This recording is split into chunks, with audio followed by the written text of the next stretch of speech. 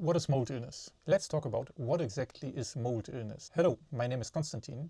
I have been a long-time SIBO and mold illness sufferer and had to heavily self-educate since 2020 to know what SIBO and mold illness are, how to test and how to heal from it, because these complex chronic illnesses are still widely unknown, even by many doctors. Now, I'm sharing everything I have learned on this channel in order to spread awareness so people can search for knowledgeable doctors, get properly tested and treated. So, I'm not a medical doctor. This video is not medical advice, but only information you should discuss with your doctor. Now back to the video. So what exactly is mold illness? Mold and mycotoxins can cause many different health problems. So it would actually make sense to speak of several different types of mold illnesses or about mold illnesses in the plural. But on the other hand, those health problems often overlap and happen at the same time. So-called mold literate practitioners rather speak of mold illness as a general term that covers all those different types of health problems caused by mold and mycotoxins. Let me first give you an overview of those different types of mold illnesses and then explain them in more detail. Some of these health problems caused by mold have been known for a long time and others have only been described recently and still lack to be widely known by the general population and even by many doctors. First of all, there are health problems caused by mold that have been widely known for a long time. These are allergies and non-allergic reactivity against mold, mold spores and fragments of broken up spores like asthma, allergic rhinitis, etc. Many people and doctors have already heard about mold causing allergies, so this is a widely known topic. Then there are also invasive fungal infections like pulmonary aspergillosis. Those invasive fungal infections often happen in people with weakened immune systems, such as in the case of HIV, chemotherapy in late-stage cancer or after organ transplants. But I also heard of people having fungal infections after getting multiple implants like for the hip or other body parts. Those invasive fungal infections can be treated with antifungal treatments. These first two types of mold-related health problems are widely known. So at least doctors generally know allergies and non-allergic reactivity as well as invasive fungal infections and have tests and treatments for those infections. Then there are health problems caused by mold that only recently came into spotlight and which therefore are not widely known by the public and even by many doctors. These include mycotoxin intoxication, CIRS, chronic inflammatory response syndrome as described by Dr. Richie Shoemaker, internal mold colonies, and also mold hyperreactivity, multiple chemical sensitivity, MCS, caused by mold exposure. The very next videos that are coming up in this playlist are explaining these four types of mold illness in more detail, but let's just go over them here quickly to give you a first idea on what they are. Mycotoxin intoxication is also called mycotoxicosis and most oftentimes comes through exposure to hidden toxic mold in water-damaged buildings. Mycotoxins can cause many different health problems. The fact that the toxic mold is oftentimes hidden and not detected leads to long-term chronic exposure to mycotoxins and accumulation in the body. These mycotoxins attack about everywhere in the body and hence can lead to many different health problems, ranging from annoying to severe. I will talk about the different toxicities of mycotoxins in more detail in another video, and also about the different health problems and possible symptoms caused by mycotoxins and mycotoxicosis. Then we have CIRS, chronic inflammatory response syndrome. As the name says, this is an ongoing, body-wide state of inflammation. It happens when mycotoxin exposure is long-term and strong enough, such as in water-damaged buildings with hidden growth of toxic mold. This constant inflammatory state can cause even more health problems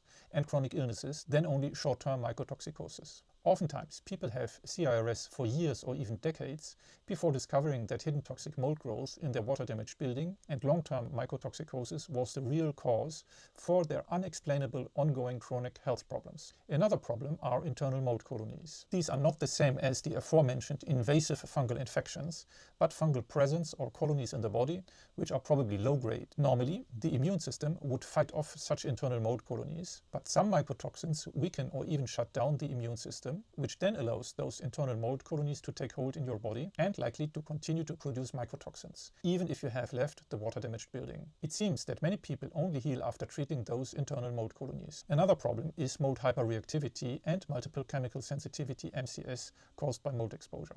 This kind of hyperreactivity and multiple chemical sensitivity might be triggered after exposure to toxic mold and or after a too aggressive detox from mycotoxins.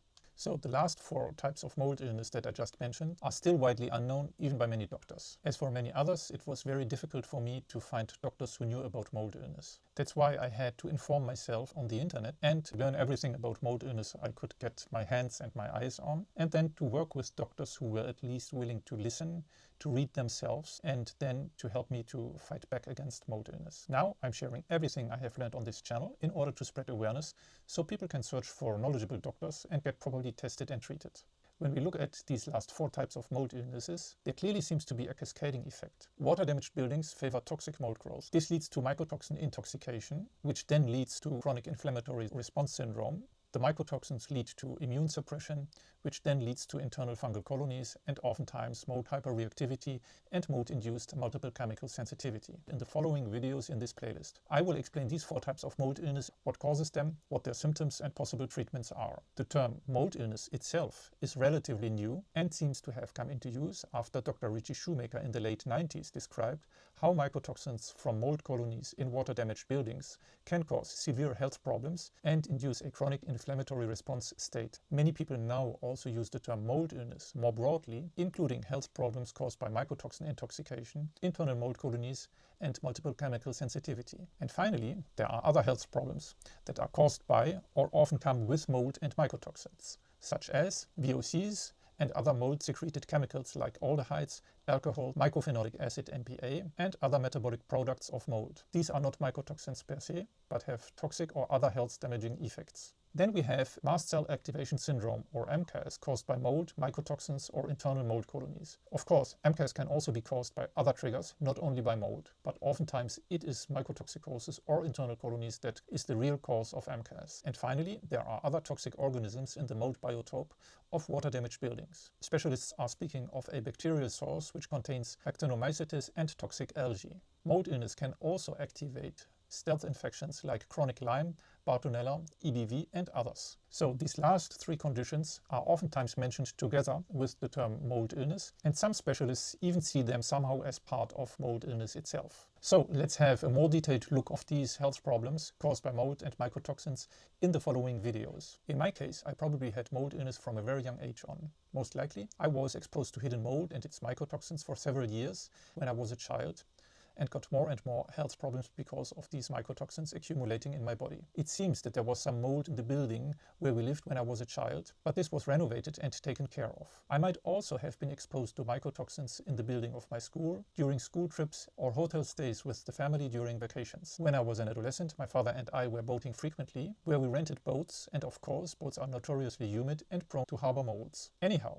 since my youth, I probably had low-grade SIBO and digestion problems. When I moved to my first own apartment, I remember that it clearly had some water damage. The apartment was just under the roof, so probably it was somehow moldy as well. Some years later, I moved to an island in the Caribbean with a humid and hot climate. The house that I rented there probably has had construction errors from the beginning, like a missing vapor barrier and problems with the roof. Over the years, I accumulated more and more small health ailments. When I moved into another room within the apartment, it was actually the room that was the most affected by invisible mold. So my health ailments even increased, and I was now getting severe sleep problems, frequent urination, panic attacks and general anxiety. But the overkill came after 6 months of lockdowns during the year 2020, because staying inside was increasing my exposure to those mycotoxins. Before, I spent several hours a day outside, but due to the lockdowns, we had to stay inside 23 of 24 hours, so I was breathing in the mycotoxins at a higher concentration and at a higher daily rate. That mold exposure gave me really severe SIBO, severe interstitial cystitis, chronic fatigue, anxiety, etc., etc. After 2 months, I tested for SIBO and treated it. When it came back, I tested for mycotoxins, detoxed them with binders, tested for internal fungal colonies, treated them with antifungals. Then I got hypersensitivity to molds and mold-induced multiple chemical sensitivity, spent 3 weeks in a clinic with very clean air, and did not go back to my moldy apartment, but rented another apartment in order to get out of the mycotoxin exposure. All of the following allowed me to get better: treatment against SIBO, getting out of the exposure, mold avoidance, detoxing from mycotoxins, treating internal colonies with antifungals, mast cell stabilization treatments, antioxidants, methylation support, some kind of limbic retraining, rebuilding the microbiome, nutritional therapies, biological dentistry like root canal removal and cavitation surgery. How about you? Did you suffer from mycotoxin intoxication, or do you suspect having mold illness, internal mold colonies, mold hyperreactivity, and or mold illness-induced multiple chemical sensitivity? Let us know in the comment section, where you can also ask questions, propose new topics, and find some useful links. To sum up on the question, what is mold illness? Let's say the following. Besides being known for causing allergies and other allergy-like reactions, and besides huge invasive fungal infections, there is also toxic mold that can lead to severe mycotoxin intoxication, notably in case of long-term exposure to toxic mold in a water-damaged building. This can lead to a chronic inflammatory state, which is called CIRS.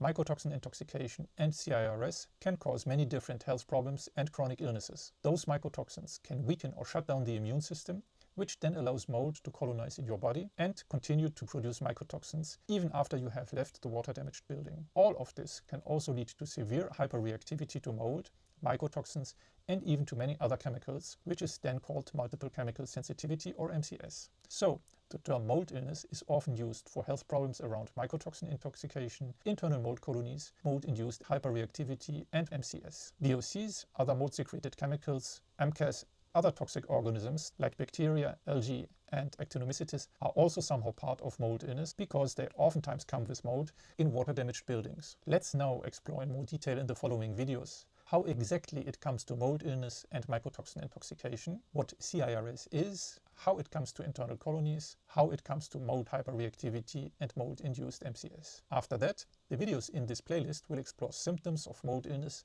testing, and possible treatment options. So, to learn more about how it comes to mold illness and mycotoxin intoxication, click here on the video on the right side. Do you have questions or need more explanations, better understanding this information? Click on the link below to find out how I can help you. If you like my videos and you want to support this channel and my work as an author, you can send me a tip or donation. Link in the first comment or description box.